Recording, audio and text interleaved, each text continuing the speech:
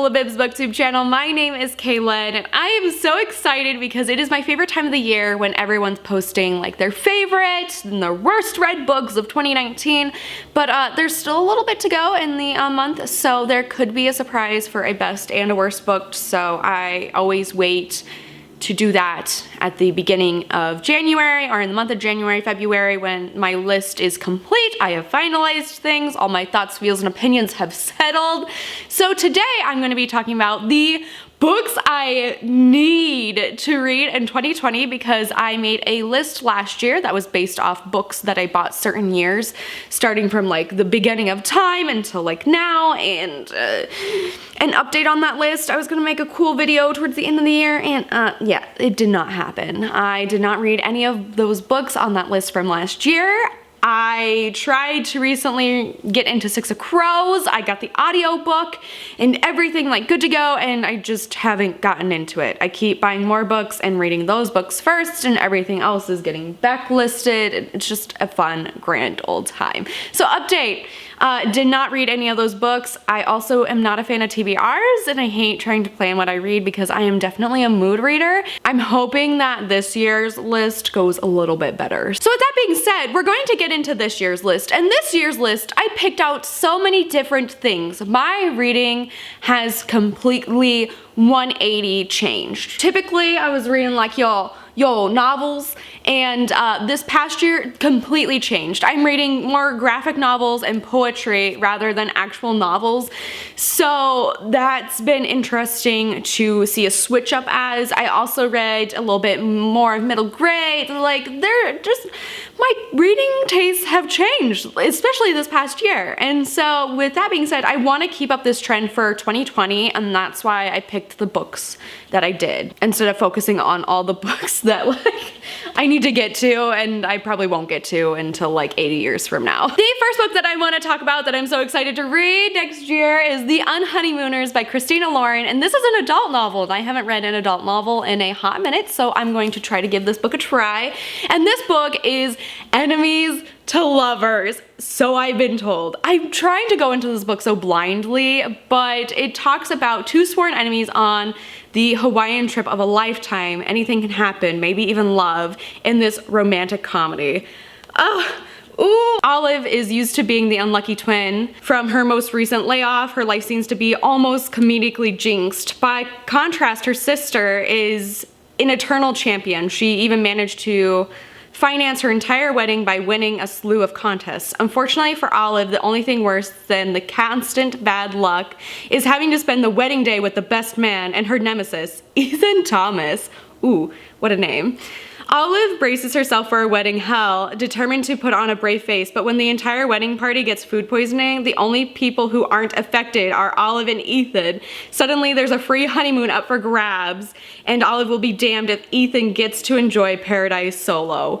Oh, yes! This is a book that I need in my life. I need this book. I need enemies to lovers in my life. Next up on the adult wagon, why adults? New adult, we have Sarah J. Maas's A Court of Thorns and Roses, which I have started before when it first came out, and then I've just never picked it up since. It just kind of was cold, and I was trying to read it in the summer, and I just was not a fan. So maybe this winter I can get to it, or next winter, I don't know. But it's a Beauty and the Beast retelling, which I am not sold on, but the thing that I'm here for is A Court of Mist and Fury, which I heard is nothing but a hot party. And I've heard nothing about page 22 of Court of Mist and Fury. I've read page 22 because I was just curious as to see what the hype was about when everyone was talking about that. And oh my goodness, I need like a glass of ice cold water after that. So that is why I'm trying to pick up this book, to get to A Court of Mist and Fury, to get the sexy times, to like finally read some smut in my life, if you would classify that as smut. I want to broaden my literary horizons. So Beauty and the Beast retelling that features fae and fairies is not my thing, but I'm hopefully going to try to give it a shot again. Next up is a book, I hate this train, can you stop, sir?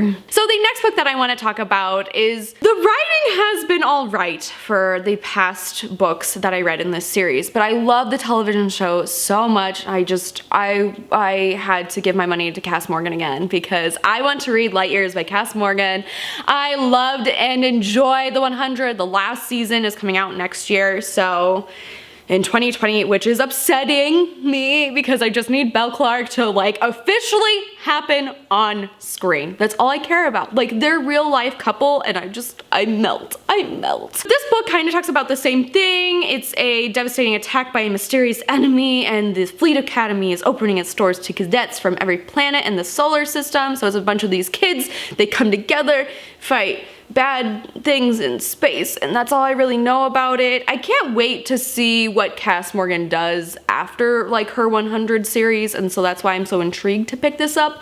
Also, solely purchased this book alone because there's a Belle Clark snippet in the back, and I hoed out my money for this Vermont because I needed it. Still haven't read it because I'm just like, what's it gonna be? And so I just need to read this book so I can get to the end and just like read that snippet and just chill out. Next up is another space adventure, and that's Aurora Rising by Amy Kaufman and Jay Kristoff. This kind of reminds me of the Illuminae files, and I really loved and enjoyed that trilogy. That Illuminae has definitely become one of my favorite books of all time now. Like, it is great. I loved the villain. The villain was the best part of that entire book, and the entire first book in Illuminae. The villain was phenomenal, and that is what freaked me out and made me love the book the most. So I'm going to try to pick this book up as well. The sequel is coming out also next year as well. They have cool covers, talks about space.